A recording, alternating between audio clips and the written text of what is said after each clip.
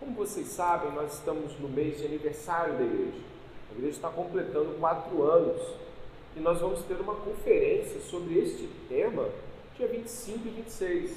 Todo mundo sabe que a gente está se preparando para esse momento e vai ser muito bom.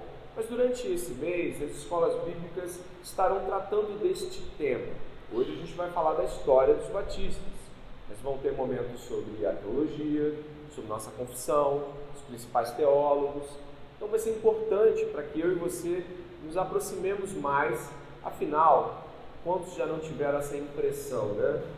Eu sou batista. E aí a pessoa fala, eu também.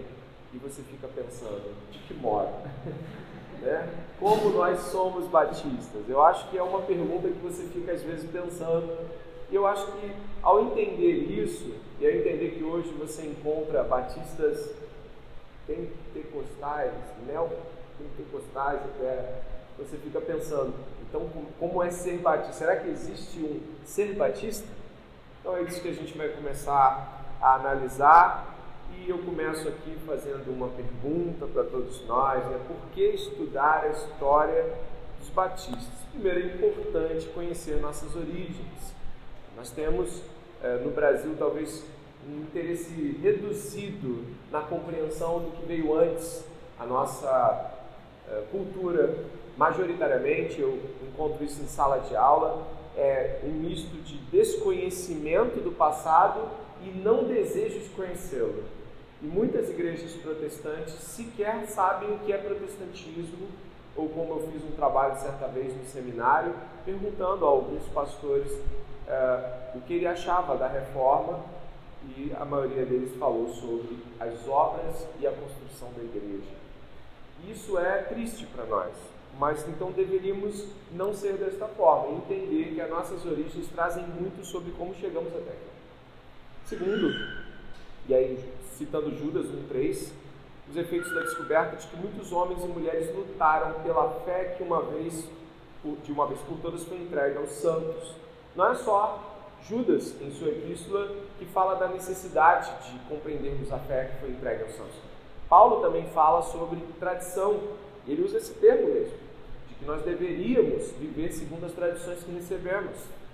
Infelizmente, talvez por uma maneira equivocada de pensar sobre tradição, muitos de nós, quando pensamos em tradição, nos relacionamos a aspectos católicos romanos, às vezes, de lidar com a tradição, em pé de igualdade com a Escritura. Mas não é isso, e nem deveria ser a nossa maneira de pensar.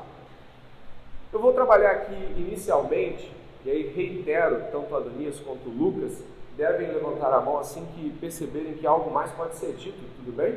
Fiquem bem à vontade, porque eu conto com a sua colaboração. 4 teorias de como os batistas podem ter surgido. Então, de onde veio essa ideia de batista? De onde veio essa denominação batista? Sucessionista, anabatista, aí um pensamento do pastor Nilson Fanini, de ser anterior à reforma, ou o movimento puritano separatista inglês, são as 4 vertentes assinaladas como possibilidades de onde os batistas vieram. E é claro, nós não vamos abraçar todas elas. E nem tampouco eu me aprofundei em algumas, tendo em vista a sua loucura. Estou brincando. Mas eu gostaria que você pudesse, primeiramente, entender que o sucessionismo é uma destas perspectivas. Ela traz uma espécie de rastro, né? E aí o livro Rastro de Sangue aqui, do J.M. Carroll, vai trazer a ideia de que veio de João Batista. Pois é, João Batista batizou, Jesus chancelou a ideia, e daí para frente surgiram os batistas. Pode parecer estranho, né? Porque você vê certo grau de inconsistência, já que quando pensamos em batistas com esse nome e tudo mais, isso remonta ao século XVI. Gostamos de usar o termo anacrônico para falar de algo que é citado com um termo fora de seu tempo.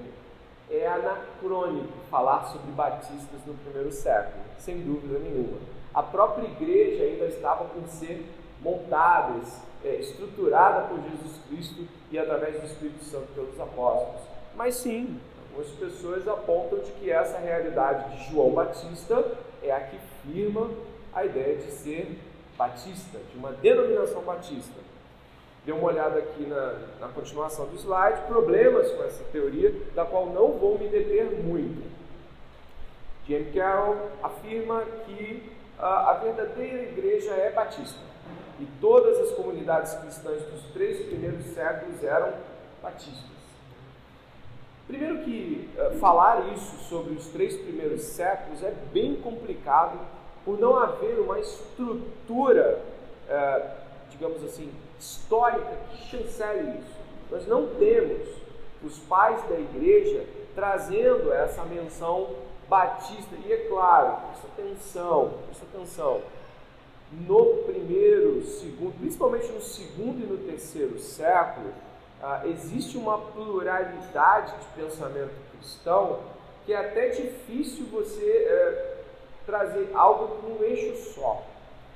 Os dogmas ainda não tinham sido firmados. Aspectos como você já estudou aqui, desde o início do ano a gente está falando sobre isso, né? Trindade, a gente está falando sobre a divindade de Jesus Cristo, isso estava na Bíblia. Mas o desenvolvimento dessas doutrinas estava em andamento. O que dirá do próprio batismo? Não há fundamentação histórica para afirmar isso, segundo o Carroll está colocando aqui. Os próprios batistas, no século XVI e XVII, negam que eles tiveram qualquer relação com o pensamento de João o Batista. Ou seja, os batistas, quando surgiram, nenhum deles falou assim, não, a gente está pensando ser batista por causa do João Batista.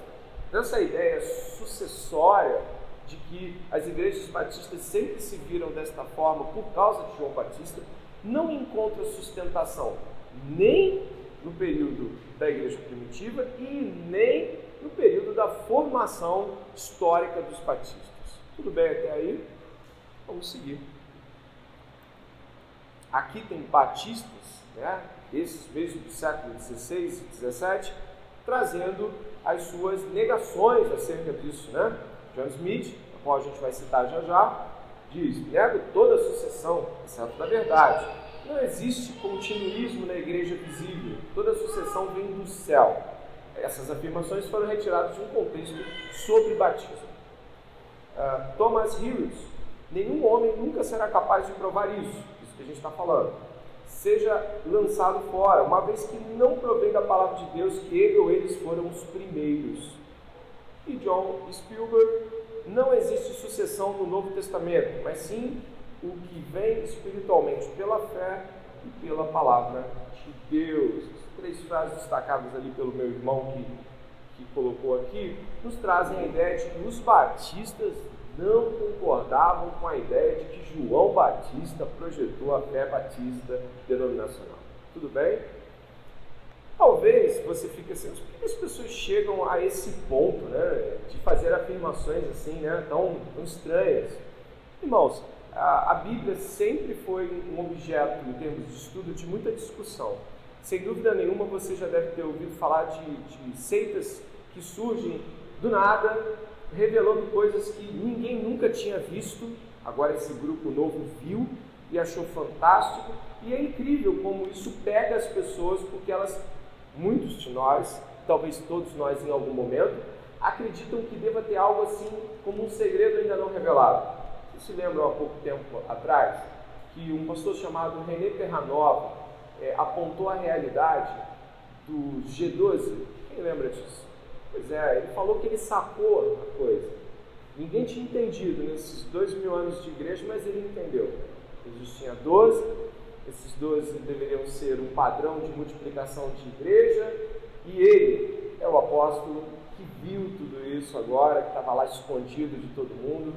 Então, a grosso modo, podemos dizer que se você quiser montar uma seita maluca ou uma ideia louca, use a Bíblia descontextualizada, sem o Espírito Santo e sem relações com absolutamente nada da história da igreja. E por que não usar o João Batista, né? Já que vem antes de Jesus, já estava acontecendo antes, né?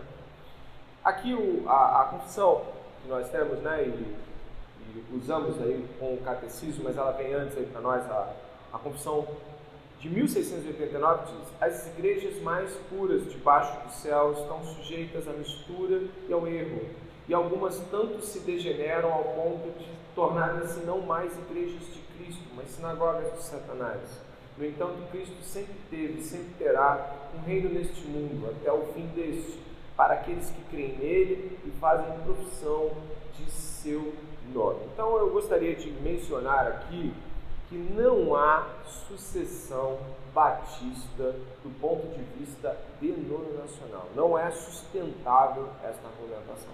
Tudo bem? Passando para o segundo grupo de discussão, nós temos os anabatistas. Alguém já viu alguma igreja anabatista? Eu conheço uma indo para Belfort Roxo. E também conheço uma ali perto do Shopping Novo de Nova Iguaçu. Oi? De lá dos Tedes tem, né? A Rita já foi. Alguém mais já? Não. O Gabriel? Que isso, Lucas? Sempre tem alguém no Lucas que ou faz aniversário ou fez parte de uma ceia. Todo mundo faz assim, né? Pois é, os anabatistas, eles também são, de acordo com algumas pessoas, alguns núcleos de afirmação, serem aqueles que deram início aos batistas. Esse A é negação, então anabatista é negar determinado tipo de batismo, né? Negadores de um batismo que a gente vai entender. Algumas pessoas afirmam que os anabatistas, por terem empregado, dentre outras coisas, a gente vai ver outras aqui, um rebatismo generalizado de pessoas que adivinham da Igreja Católica e da Igreja Anglicana também, a Igreja da Inglaterra. Os anabatistas foram então os primeiros credobatistas para valer, e então são os nossos pais denominacionais. Essa afirmação não é pequena, inclusive eu já ouvi ela de professor de seminário, verdade. Mas se formos observar a estrutura do movimento anabatista do século XVI, ele não se parece com o que cremos ser o movimento batista. Vou dar um exemplo aqui de uma liderança, o John of Leyden. O Lucas colocou esse slide aqui, eu fui correr atrás desse cara, Lucas. Eu falei, meu Deus do céu, se esse cara fosse o começo da denominação batista, eu sairia dos batistas, tô brincando, mas quando eu fui ler sobre esse cara, depois que o Lucas colocou esse slide aqui, eu vou ler esse pedaço aqui, depois vou dizer o que mais eu achei dele, e aí se o Lucas quer completar, então ele pode.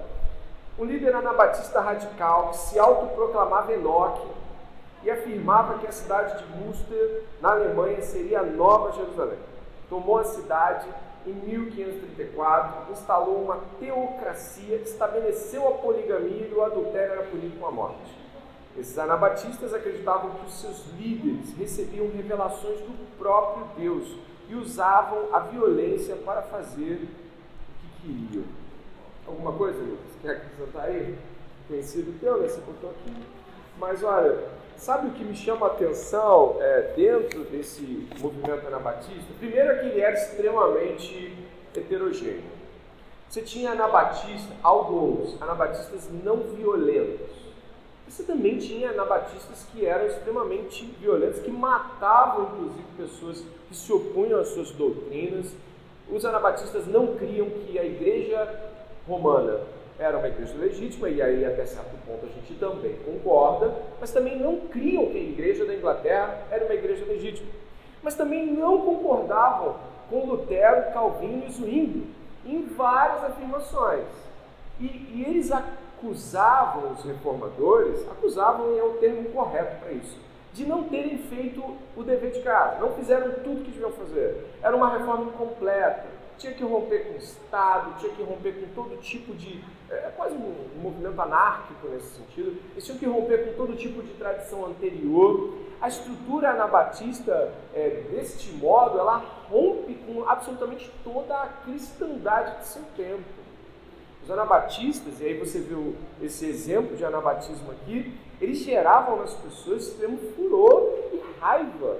Olha, os anabatistas, eles entravam em certas guerras em localidades, eles eram mortos também, muitos deles, eles eram enforcados, queimados, presos pelo Estado. A gente não tem, obviamente, um movimento anabatista único, mas em geral muito voltado para um contra-Estado, um contra-estadismo, contra a religião oficial, contra igrejas que tinham se estabelecido, luteranos, né?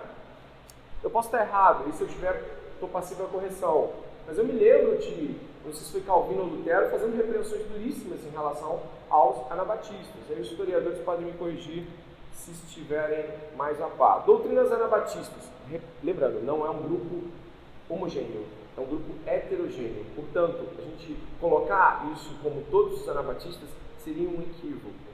Mas algumas dessas doutrinas estavam entre os grupos anabatistas, melhor colocar desta forma. Acreditavam que o pecado era uma perda de capacidade ou séria enfermidade. Abraçavam a doutrina católica sobre justificação. Deus nos aceita com base em nossas obras de justiça. Alguns grupos eram unitaristas, ou seja, acreditavam na ideia de um Deus uno e não trinitário. Uno, não trinitário seria a melhor palavra para colocar. Tudo em Jesus era celestial, incluindo o seu corpo.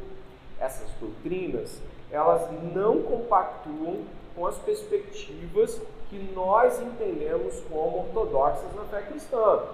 E mais, assim que os batistas surgiram, os batistas para valer, aqueles que a gente defende e acredita surgiram, eles logo buscaram se afastar de qualquer conexão com o movimento anabatista. Esse movimento, então, de se afastar, já que eles não vieram deles, gerou, por exemplo, uma confissão de fé, como a que você vai ver aqui agora. Dê uma olhada. Essa confissão antiga londrina de 1644, ela é uma confissão que já busca esse afastamento. Porque qual é a necessidade de você trazer uma confissão? É de que você quer trazer uma distinção. Somos isso, não somos aquilo. Pensamos assim, não pensamos de outro modo. Então essa aqui, que não é a nossa, né? A nossa veio depois da confissão de Westminster, é muito inspirada na confissão de Westminster. Aqueles que já leram podem ter notado as similaridades, mas essa confissão aqui já veio para se afastar de uma realidade ligada aos anabatistas. Ok até aí? Tudo bem? Então qual seria a refutação, talvez mais clara, né? Aqui temos, por exemplo, a visão batista é trinitária, e acho que está colocado aqui para vocês, dê uma olhada, por favor. Nós temos já nessa confissão de 644, anterior à que usamos, já há uma confissão trinitária. Eu não vou ler para dar espaço para continuidades de fala, mas já há uma confissão trinitária, como você está vendo aqui. E eu gostaria de ir aqui para a queda, para a ideia de que nós, como batistas, sempre cremos em que a queda atribuiu corrupção à humanidade, corrupção total. A queda, ela não veio apenas trazer uma manchinha no ser humano, mas uma destruição de qualquer potencialidade de fazer o bem à parte de Deus. Vou ler esse trecho aqui. Batistas acreditam no pecado original e na queda do Éden. No princípio, Deus fez todas as coisas muito boas. Criou o homem segundo sua própria imagem, cheio com todas as perfeições de seu caráter e livre de todo pecado. Mas o homem não durou muito nesta obra. Satanás usou a engenhosidade da serpente para persuadir primeiro a Eva e logo por meio dela seduziu também a Adão, o qual, sem ser coagido por ninguém, ao comer o fruto proibido, desobedeceu ao mandamento de Deus e caiu do estado no qual foi criado.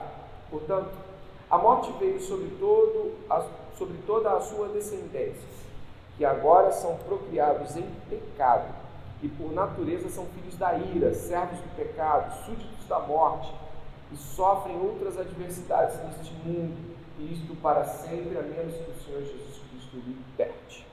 Esta afirmação é claramente distinta de qualquer possibilidade, tanto de fazer o bem à parte de Deus, quanto de ser alguém que apenas está enfermo em seu estado de pecaminosidade. Onde nós encontramos então uma diferença distintiva dos batistas, a qual nós nos ligamos, dos anabatistas, doutrinária. A diferença doutrinária é marcante. É como se dos anabatistas não pudéssemos gerar um grupo tal como o nosso. Nós teríamos realmente uma ligação doutrinária com os anabatistas. Não seria só a questão do rebatismo ou da ideia credo-batista, eu estou sendo claro, não seria só a ideia do batismo que nos ligaria aos anabatistas. Teria que ter muito mais para que o movimento anabatista fosse uma estrutura para que os batistas surgissem. Críticas sobre o pedobatismo existiam no século XVI. Não eram exclusivas dos anabatistas e nem tampouco eram a par da igreja. Na igreja anglicana havia sérias discussões sobre isso. Também dentro da cristandade do século XVI, a questão do pedobatismo, credo-batismo, era uma discussão de muitos grupos, até grupos que não se firmaram como igrejas. Escopo teológico e doutrinário diferente, independência entre os anabatistas e os batistas particulares. Aqui no Brasil, nós temos, esse aqui de fato eu não procurei saber muito, eu tentei entender um pouquinho mais do que meu pai falava dele, né? Você talvez já tenha ouvido falar do nome dele, tá? Nilson Fanini. Meu pai falava sobre o Fanini, mas eu nunca me interessei muito sobre ele, e por isso deixo aqui apenas uma breve menção. No final dos nossos slides, você vai ver uma linha do tempo dos batistas, para entender um pouco mais desse movimento. Esse é lá no finalzinho. Mas para o Brasil, esse homem foi muito expressivo. Ele, por exemplo, ele foi o pastor batista brasileiro mais relevante do século XX e foi o único brasileiro a presidir a Aliança Batista Mundial. E isso não é pouca coisa, eu acredito que você entenda. O Fanini, ele tinha uma relação muito próxima com os presidentes da República, desde o Geisel, no período militar, até o Fernando Henrique. Ele era diplomaticamente bem recebido por esses governantes. Ele tinha boa entrada na política. Ele montou instituições. Se você correr na internet, tem a instituição do Nilson Fanini. Mas a afirmação dele, insólita, e eu recorro até, chegou a olhar alguma coisa, Lucas, sobre o Nilson Fanini, ou Adonias, de que o movimento batista ele precede a reforma protestante. Eu não encontrei muitos elementos além dessa afirmação, mas acho justo que ela esteja aqui para que você possa de repente procurar um pouquinho mais. É muito insólito definir batista no Brasil hoje. É muito insólito, você não tem uma noção do que uma igreja batista é até que você adentra a porta dela. Inclusive, é muito comum conversar com irmãos batistas que não explicam muito bem por que são credo-batistas. Até mesmo essa expressão, essa terminologia, credo-batista, ou seja, ser batizado porque crê, ela é uma expressão que muitos batistas desconhecem.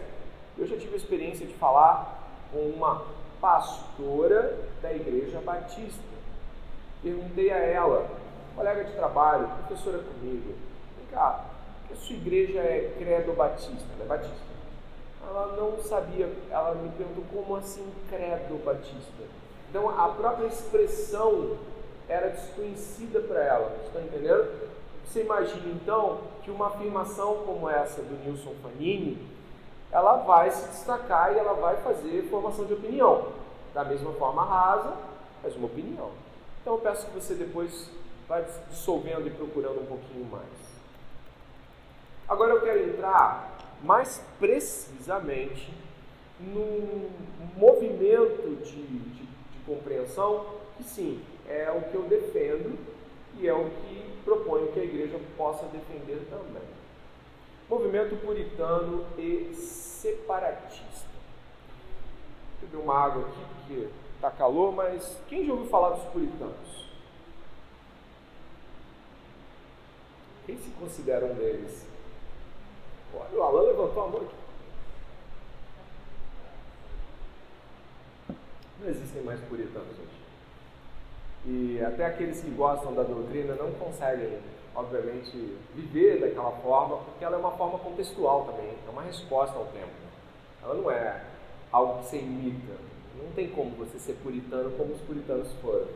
os princípios, as virtudes que o Senhor exercitou nele. Sim, isso a gente pode aprender, com certeza deve aprender. Alguns são chamados de últimos puritanos, né? Charles Spurgeon também teve, acho que Martin Lloyd Jones, alguns chamam ele de último puritano ou neopuritano. Alguns falam que o movimento puritano hoje ainda encontra seus remanescentes ideológicos na família Bick, né? Joel Bick e os montes de Bick que tem, né? Os muitos Bicks. Mas a verdade é que os puritanos, assim surgidos lá do século XVI, eles são muito importantes para a fé cristã. Foram eles, por exemplo, que foram os principais fundadores dos Estados Unidos da América. Quando foram para Massachusetts, eles vieram no navio Mayflower e fundaram um pensamento sobre vida, trabalho, família, que estruturou o pensamento dos Estados Unidos por muito tempo. É deles a ideia da ação de graças, por exemplo, que é uma mentalidade norte-americana, pelo menos até antes do Black Friday, de agradecer a Deus sobre aquilo que Ele havia concedido. A gente pode falar sobre esse tema que quando eu passo para os meus alunos em sala de aula, eles ficam, meu Deus, que legal essa história do Dia de Ação de Graças, que ela é uma história fascinante realmente, se você quiser aprender.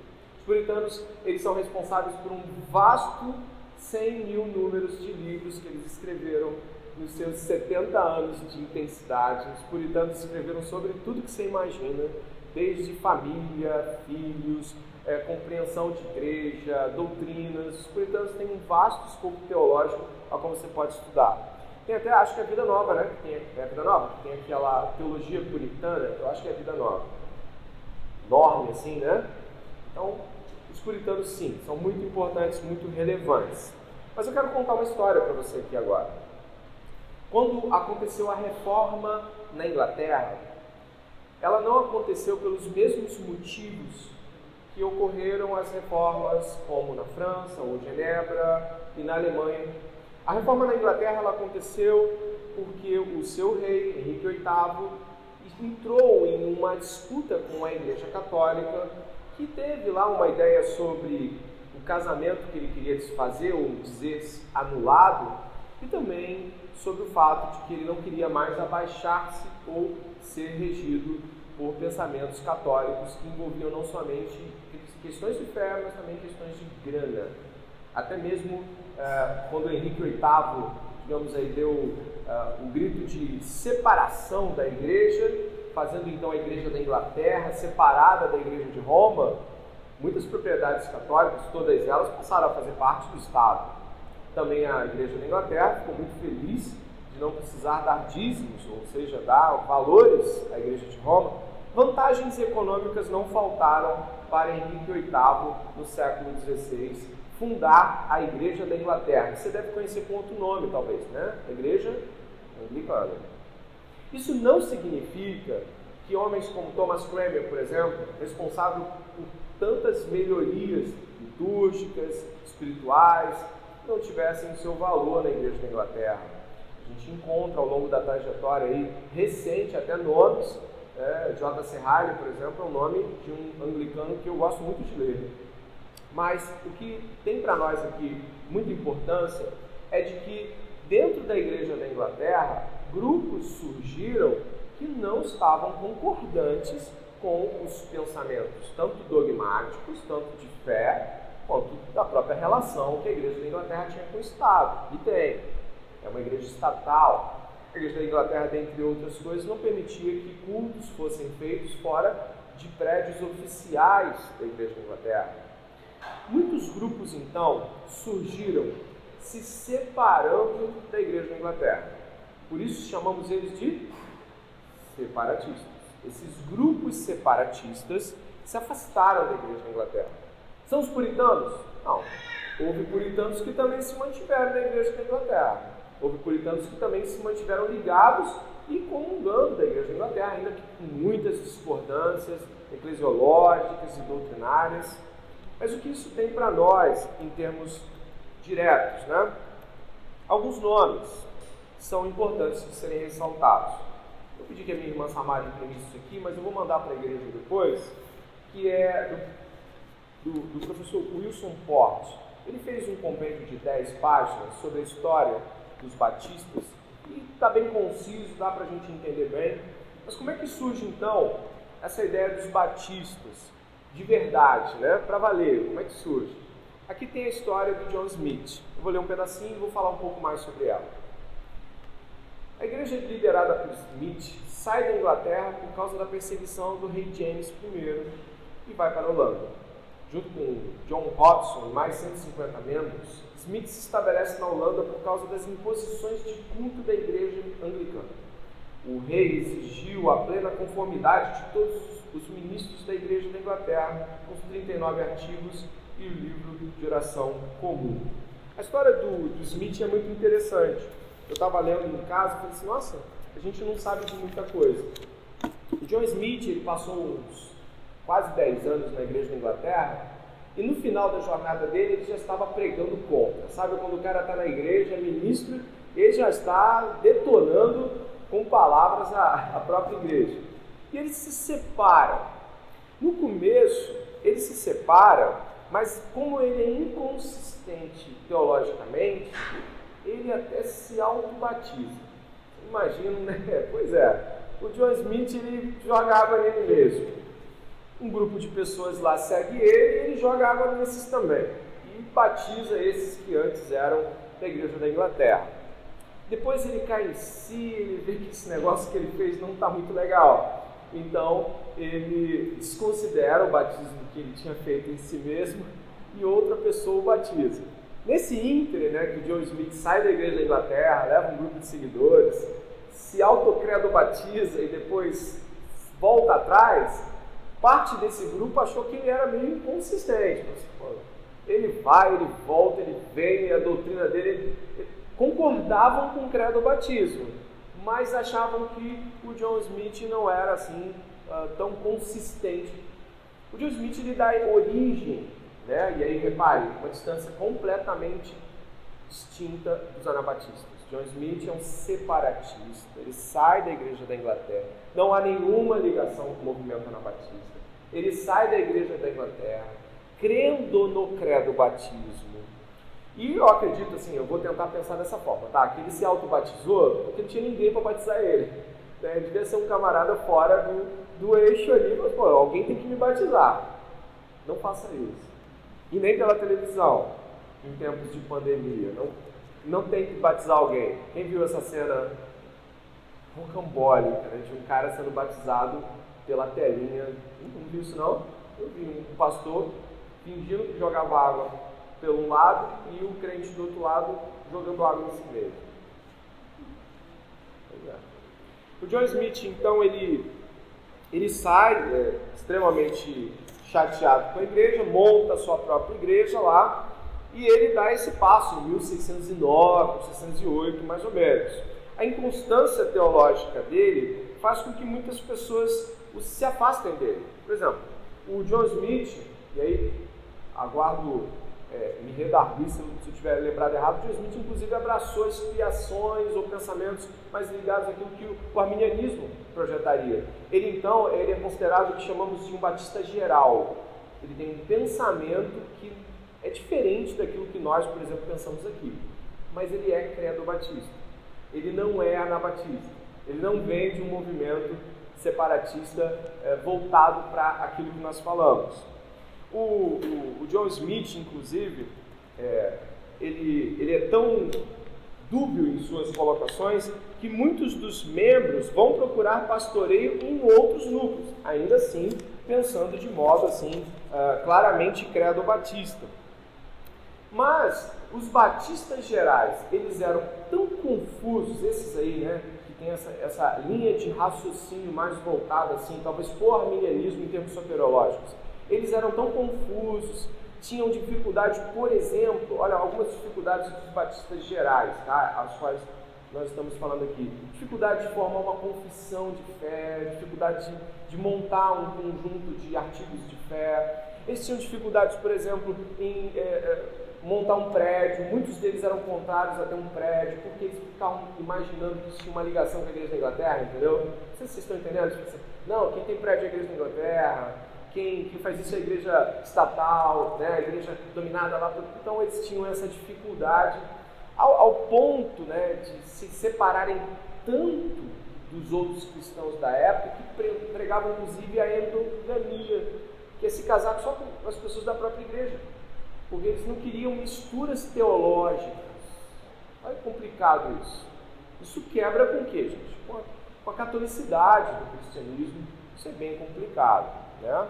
Não sei se você já foi de uma igreja. Sim, eu já vi uma igreja em que as pessoas não podem se casar com outros de outras igrejas, mas a nossa igreja não pensa assim, e eu acredito que isso traz severas discordâncias com a ideia de que temos irmãos em outras igrejas, irmãs em outras igrejas. Isso não é correto, ok? O que aconteceu? Os batistas gerais, desse jeito, lá pelo século XVIII, diz um historiador batista, já quase que acabaram, porque eles não tinham relação com outras igrejas, no sentido de não concordarem com nada. Nós, por exemplo, vamos receber aqui um outro pastor no nosso meio, aqui no dia 25, o pastor Maurício Andrade. Nós aqui costumeiramente lemos livros e vamos a palestras e ouvimos pregações de outros núcleos de fé, como presbiterianos, por exemplo. Então, eles se fecharam tanto que por volta do século XVIII já não havia quase igrejas batistas gerais. Mas podemos assinalar, sim, que deste modo eles representam um grupo de batistas legitimamente batistas, embora com falhas, com seus erros, com suas discordâncias. Nós para eles. Ali por volta de 1616, 15, 16, 17, um outro grupo de batistas surge. Eles também são batistas que vêm da igreja da Inglaterra, mas eles são estritamente ligados a um grupo de puritanos. Isso é importante assinalar. Esses batistas, aos quais chamaremos de particulares, que é uma expressão melhor do que batista calvinista, mas é batista particular, eles criam nas doutrinas que os puritanos criam. Por exemplo, um fato histórico interessante, né? O Oliver Cromwell, eu não sei se você já estudou a história das revoluções inglesas e tudo mais. O Oliver Cromwell, ele era um puritano e, com o apoio da burguesia, ele tomou o governo, mandou matar o rei Carlos e outras coisas mais. Mas o Oliver Cromwell, ele reconhecia estes batistas, aquele era um puritano, como irmandade do ponto de vista cristão. Ele não via os batistas particulares que estavam surgindo ali dos puritanos como uma esfera distinta da realidade puritana. Inclusive, eles nem foram perseguidos por Oliver Cromwell naquele período. Quando surgiram, então? Se você quiser, você pode anotar aí, eu não sei se está por aqui, mas eu acho que já pode entrar aqui na cronologia que eu preparei nesse final. Se puder aumentar um pouquinho, né? Que aí já... Consegue, Vitor? Dar um zoom. Melhorou, gente? Dá para ver? Nós temos aí o John Smith em 1608, né? Saindo, Thomas Hughes também, fugindo para a Holanda devido à perseguição, nós vemos isso. O autobatismo dele, depois ele volta atrás, né? Alguns irmãos estão aí já voltando atrás também, eu tenho certeza aí, que eu não sei. Alguns irmãos eu não vi batizar, então não sei se... Então tem gente aí que vai batizar de novo. Em 1612 é fundada uma igreja batista com teologia arminiana, tá? Em 1624 você já tinha 7 igrejas batistas, 47 batistas gerais, autônomas. E vai surgindo ali, em 1616, que é nesse slide aqui, surge a primeira batista de confissão particular, calvinista, pastoreada por Henry Jacob. Foram 3 pastores, uns seguidos do outro, o Lathrop e depois o Jesse. Esses 3 pastores, né, foi um instituiu o outro, que levou à instituição do outro, eles foram um prosseguimento na mesma igreja. Esses 3, daí se começa a conjugar a ideia de batistas particulares.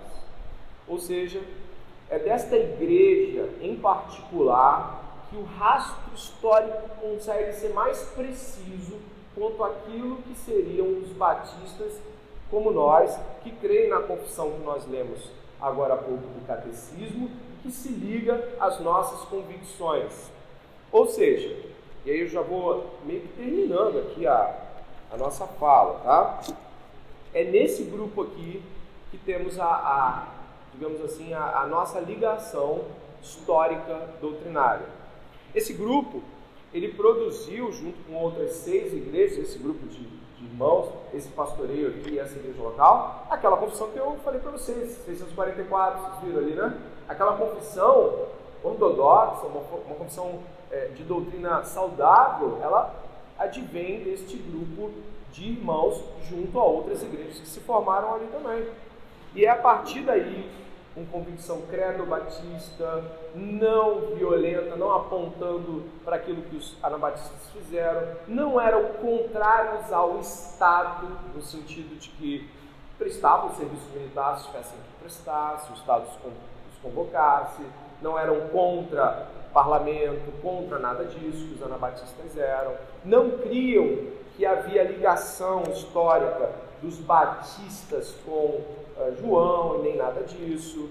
Então nós estamos aqui identificando aquilo que para nós é a relação mais convincente e historicamente comprovada do surgimento dos batistas particulares. Alguma pergunta?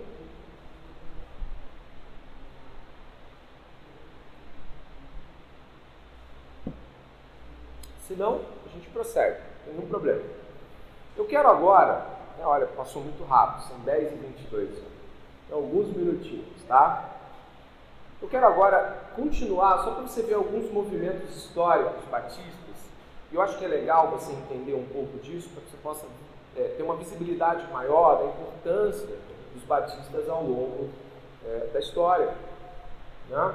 Partindo do 1616, que está aqui na sua tela, a gente encontra a primeira igreja batista dos Estados Unidos, olha aí, ó, liderada por Roger Williams, aí, por volta de 1650, mais ou menos. Nós passamos aí adiante, em 1641, a prática da imersão é colocada diretamente ligada aos batistas. Ué, mas por quê? Até antes disso, era por afusão ou por aspersão, ou seja, lançando água sobre, mas não era por imersão. Olha que interessante a gente saber disso, né? Em 1644, nós temos a primeira confissão de fé, foi aquela que nós vemos aqui, a primeira confissão londrina, assinada por 7 igrejas, formando essa associação. A primeira referência ao nome batistas foi feito, né, por adversários. Os adversários sempre dão bons nomes, né? Puritanos, né? E por aí vai. Em 1660, nós temos a Organização dos Batistas Gerais em Londres. Lembrando, nós não estamos desconsiderando de que os batistas gerais foram os primeiros. Nós não consideramos que eles sejam, talvez, a nossa origem de fé e teologia mais estrita, mas compreendemos que a ideia do credo-batismo, tal como os batistas creem, foi originada, né, pelos proponentes dos batistas gerais. A introdução de hinos nos cultos, tá, é uma iniciativa nova para aquele tempo, né, além dos salmos. Os salmos eram cantados quase que estritamente. Em 1678 nós temos um credo batista muito importante, né? O nosso irmão John Bunyan, todos aqui já ouviram falar dele, ele é importante para a propagação da compreensão do credo batista. Em 1689 nós temos a Confissão Batista Londrina que nós professamos. A importância dessa confissão. Você sabe que a Confissão de Westminster ela foi amplamente aceita no meio reformado daquela época. Os batistas, dentre outras preocupações, não queriam se desassociar da cristandade e das relações próprias de gente como a gente que busca se associar com cristãos legítimos. A relação com a Confissão de Westminster é uma relação de extrema humildade e catolicidade. Porque você pode muito bem fazer uma confissão e ler todas as confissões e fazer uma boa confissão. Mas quando você assume palavras frases e pensamentos que você consegue perceber que são exatamente iguais, e eles não tinham nenhum problema de afirmar realmente, nós concordamos com muitos dos nossos irmãos da confissão de Westminster, eles assumem um caráter humilde, católico e de unidade com a igreja. Por isso a confissão londrina de 1689, ela é uma confissão apontando nesse sentido, uma confissão católica, uma confissão que busca unidade de igreja ao invés de dispersão. Poxa, mas por que então não fica de Westminster? Porque a gente seria presbiteriano. A ideia é que, sendo credo-batistas, compreendendo pactualidade, como já foi expressado aqui na igreja, compreensão pactual de uma nova aliança, não de uma aliança continuamente renovada por uma nova administração, nós então entendemos que seria impossível usar a confissão de Westminster em todos os seus aspectos. Mas nós, muitas vezes, a citamos e com bastante respeito, agradecendo a Deus pelo que eles fizeram. 1689, a gente vai para 1707, a organização da Associação Batista da Filadélfia, né? Não, a Igreja Batista da Filadélfia, não. Associação Batista da Filadélfia, tá? É um lugar, não é? Cuidado aí, gente que...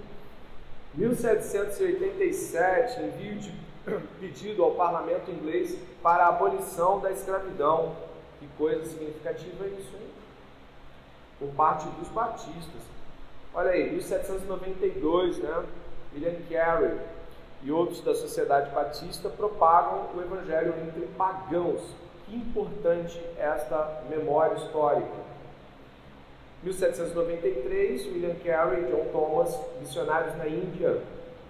1812, envio dos casais Adoniram e Anne Gibson, Samuel e Hert Newry à Índia, outro ponto missional extremamente relevante para nós.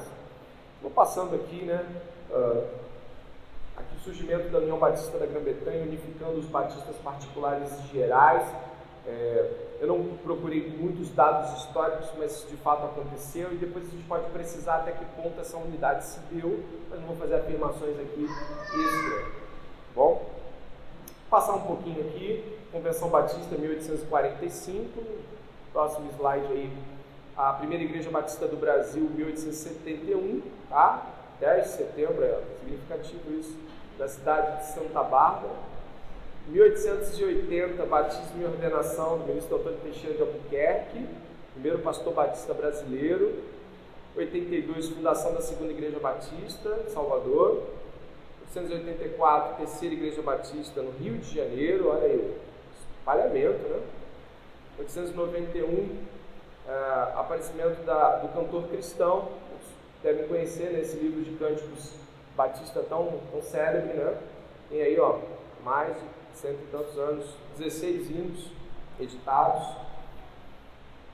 Fundação do Jornal Batista, 901. Seminário Teológico Batista do Norte do Brasil, em Recife, 902. Organização da Aliança Batista Mundial, 905. 908 eu pulei ali, mas já joguei direto aqui. Seminário Teológico Batista do Sul. Vou passar aqui para 1911, envio do primeiro missionário brasileiro ao estrangeiro, né? Missionário indo para Portugal. 16, a tradução da confissão de New Hampshire. Essa confissão é importante também para a compreensão, acho que é de 77, se não me falha a memória, me corrijam aí também. Fundação da Igreja Batista de Itacuruçá. 940, tradução Almeida do Brasil pela imprensa bíblica, é um apoio batista, tá? Os batistas apoiaram a esta tradução chegar às nossas mãos. A gente tem alguns nomes importantes, eu acho que você também conhece, eu não citei aqui o Spurgeon, mas eu poderia tê-lo citado sem dúvida nenhuma na Inglaterra, um bastião batista do século XIX. Spurgeon lutou bravamente contra todo tipo de doutrina espúria e pensamento ceticista, pensamento anticlerical, pensamento anticristão. Spurgeon, ainda que não tenha feito um seminário ou algo assim formal, investiu na formação de centenas de ministros, né? Até hoje ouvimos falar do Spurgeon. 55, pastor batista Martin Luther King se destaca pela luta contra o preconceito e a segregação nos Estados Unidos. 1960, Billy Graham, claro, a gente tem desafios, né, com a doutrina do Billy Graham muitas vezes, mas não pode negar que ele era um batista e por isso não tem por que negar essa condição, morreu há pouquíssimo tempo. E aí eu vou passando até o final, publicação do Novo Testamento em Xerentê, ou seja, uma língua indígena, 2008, por um batista, Carlos Coelho.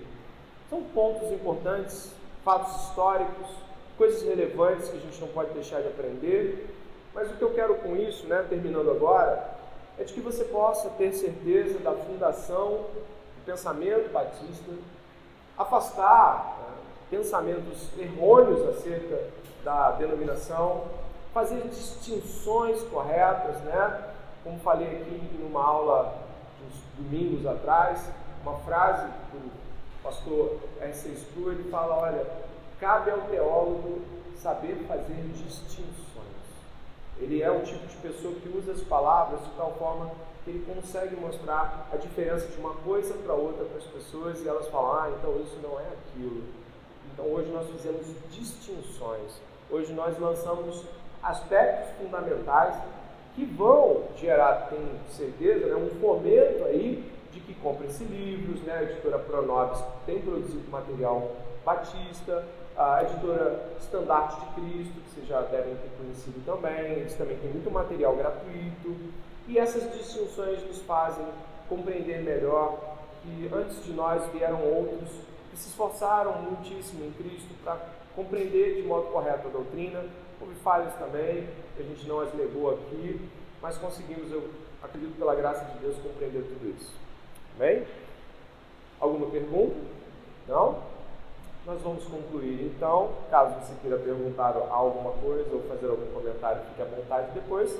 Eu agradeço novamente ao Lucas, que apoiou bastante aqui esse material. O irmão Donice também estudou, já está preparado aqui para falar conosco. Eu espero que tenha sido bom, espero que você tenha entendido um pouquinho mais, né? Tenha saído talvez do zero para alguns passos à frente. Eu já tinha entendido, mas agora fez melhores distinções, é isso que eu espero.